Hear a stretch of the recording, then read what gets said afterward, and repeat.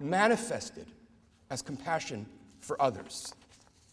Now, to be clear, Chazal, our sages, are not saying that once I finish learning, I should throw in some chesed for good measure as a kind of parperet, dessert, or extracurricular activity.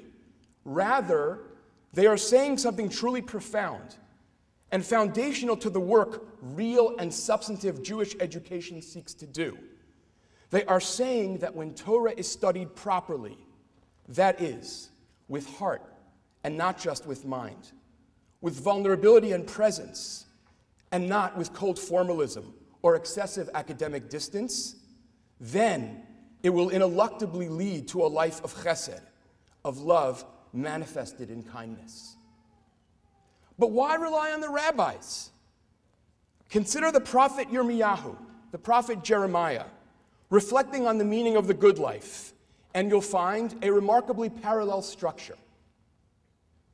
Ko amar Hashem, says Jeremiah, thus says God, Al yitalel chacham b'chochmato, va'al yitalel hagibor b'gvurato, al yitalel ashir b'oshro, ki im bezot yitalel hamitalel, haskel v'yadoa oti. Let not the wise person glory in his wisdom. Let not the strong man glory in his strength. Let not the rich person glory in her wealth. But only in this should one glory, in his earnest devotion to me, that is, God. As in Midrash Sifrei, one can imagine the prophet stopping here. This would be intellectually interesting, maybe even intellectually challenging, but it would also leave me safe, unchallenged at the deepest existential levels. But the prophet doesn't stop here, because true learning, authentic knowledge, and even devotion never stop here. So let's return to the text. Haskel v'yadoa oti, in earnest devotion to me, ki ani Hashem oseh chesed mishpat utzedakah ba'aretz, ki be'ele chafatzti ne'um Hashem. In earnest devotion to me, for I, the Lord, act with kindness, justice, and equity in the world. For these are the things that I want, says God. Once again, the knowledge of God culminates in the performance of chesed, in love manifested as kindness. This passage from Jeremiah, by the way, one who spends his life doing nothing but learning Torah is as one who has no God. What Rav Huna means, I would suggest, is that one who studies Torah without being led by it to develop a more capacious heart, a deeper sense of compassion, a greater commitment to presence in the face of human pain and suffering, has in fact not yet studied Torah at all, and cannot be said to have met God yet at all. Now, I want to be very careful here and prevent being misunderstood. Judaism dreams of a world in which, 1, human dignity is real, and 2, the presence of God is manifest. A world in which human dignity is real and the presence of God is manifest. It is tempting to many moderns, and in fact, some of the greatest modern Jewish thinkers, Hermann Cohen primarily among them, have not been able to resist the temptation to collapse the second into the first, ultimately to see God's presence as a metaphor for the fulfillment of the ethical. They have insisted, in other words, that what Judaism really cares about, let's be honest here, is ethics or social justice or whatever.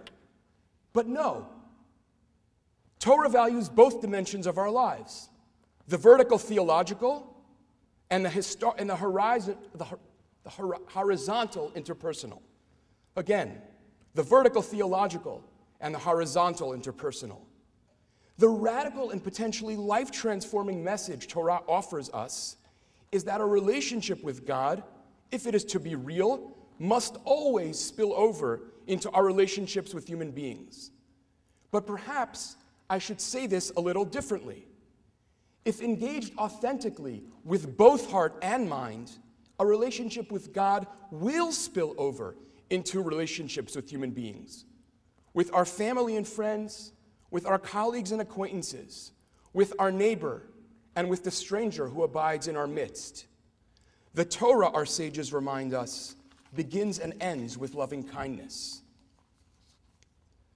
We want our students to understand that as we grow in Torah, every step we take towards God is a step towards, not away from, the world. With every inch closer I come to God, I am also prodded to love my neighbor more deeply and more humbly. But our dreams are not for our students alone.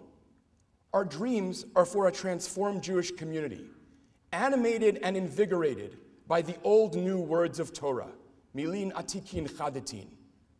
Imagine, for example, a Jewish community that heeded the prophet Jeremiah's words and for a time at least stopped honoring the wealthy for their wealth and began to honor those who serve the community and the world in more humble, less visible ways. A major Jewish convention where the deist honored a woman who has quietly run a nursery, nurturing students for 40 years, and a man who has, without fanfare, volunteered to serve dinner at a homeless shelter once a week for 25 years, and a pediatric oncologist who has spent her whole life sitting with a depth of pain that most of us can scarcely imagine and would run in terror from if we could. Imagine a Jewish community that said, "In these I glory." I'd like to tie what I've been saying more explicitly to the broader themes of the evening. The Tosafot in Masechet Brachot ask an interesting question. They ask, why is it that I make a bracha on learning Torah once a day in the morning, and it carries me, as it were, for the rest of the day? Whereas, in contrast, when I sit in a sukkah, I have to make another bracha each and every time I enter the sukkah to eat. Why in one case does one mitzvah last all day, one bracha last all day, whereas in another case, I have to keep doing it? And they answer in the following way. If I can find it, I'll read it to you. And they answer the following. V'yesh lomar, deshani Torah, she'eino miya'esh da'ato, d'chol sha'a adam mechuyav lilmod, v'heve kimo yoshev kol hayom below hefsek.